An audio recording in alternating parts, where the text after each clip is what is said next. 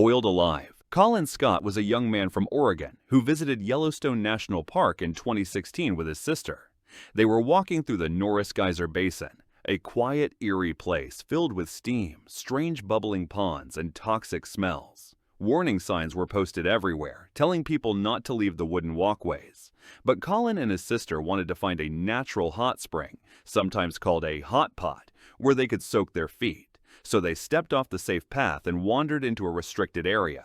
The ground looked solid, but in Yellowstone, it often isn't. As Colin walked toward what he thought was a calm pool, the thin crust beneath him gave way. He fell into a scalding, acidic spring. The temperature of the water was nearly boiling, and the acidity was so high that it began dissolving his body almost immediately. His sister tried to help, but she couldn't get close. When park rangers arrived, there was nothing they could do. Overnight, the water completely dissolved his remains. By the next morning, only his wallet and a flip-flop were left. According to the official report, there was nothing to recover.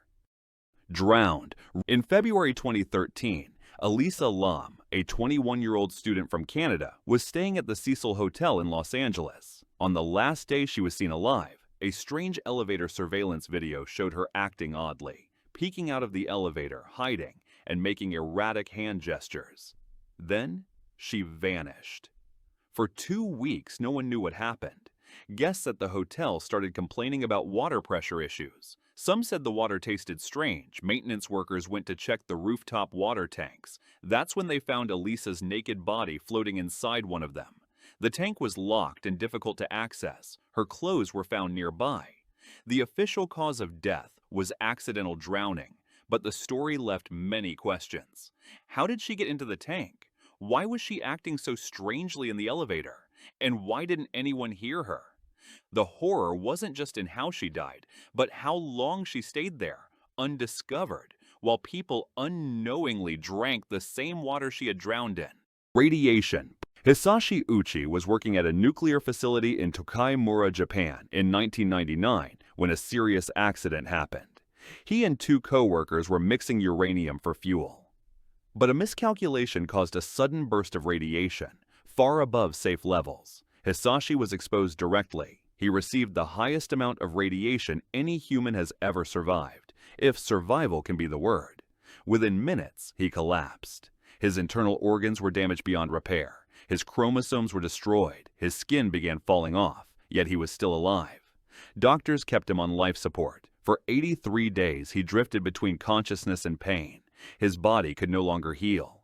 Fluids leaked from his skin. His white blood cell count dropped to 0. Some say he begged to be allowed to die, but doctors tried experimental treatments, keeping him alive, despite the agony. After nearly 3 months, his heart finally gave out. Hisashi Ouchi's death was not just physical, it was a slow, helpless erosion of the body, while the mind remained painfully aware. Poisoning. In 1912, Australian explorer Douglas Mawson led an expedition across Antarctica. Disaster struck when one of his team members fell into a crevasse with most of their supplies. The only remaining food was what Mawson could find, including the sled dogs. With no choice, he killed the dogs and ate their meat. But the dog's liver contained toxic levels of vitamin A. Mawson became violently ill. His skin peeled and his hair fell out. He suffered frostbite and starvation. For 30 days, he dragged himself across the ice, hallucinating, vomiting, and nearly blind. When he finally reached base camp, he had missed the last ship home by hours. Though he survived, the other 2 men on the journey died. He was never the same again. Sinkhole. In 2013, Jeff Bush was asleep in his bedroom in Seffner, Florida, when the ground beneath his house suddenly opened up. A massive sinkhole, more than 20 feet wide, swallowed his entire room. His brother ran in after hearing a crash, but the hole had already taken everything. Furniture, floor, walls, and Jeff himself. Rescue crews arrived, but it was too dangerous to go inside. The hole was growing. No remains were ever recovered. Jeff had been taken by the earth in the middle of the night without warning and without a chance to escape. Toxic body. In 1994, Gloria Ramirez was rushed into a California hospital suffering from advanced cervical cancer. As nurses treated her, they began fainting. One by one, her body emitted a strange smell like ammonia. Her blood was oily, and her skin had an odd sheen. Within minutes, multiple ER workers collapsed. The ER had to be evacuated. Gloria herself died shortly after, and to this day, her death is wrapped in medical mystery.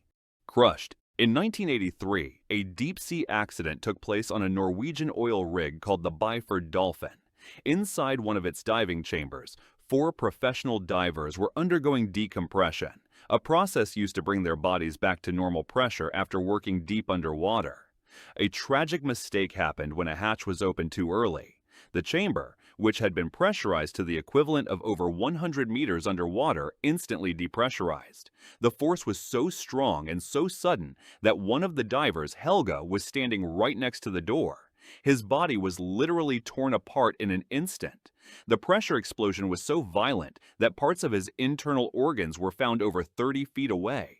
The other divers died too, but it was Helgi's death that stood out for how brutally fast and destructive it was.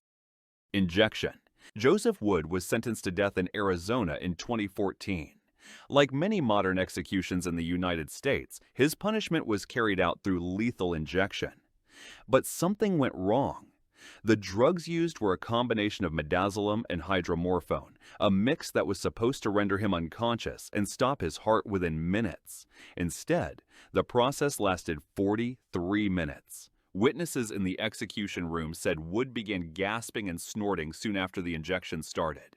His chest rose and fell violently. Over the course of nearly an hour, he gasped more than 600 times. Some described it as horrifying to watch. Others called it torture.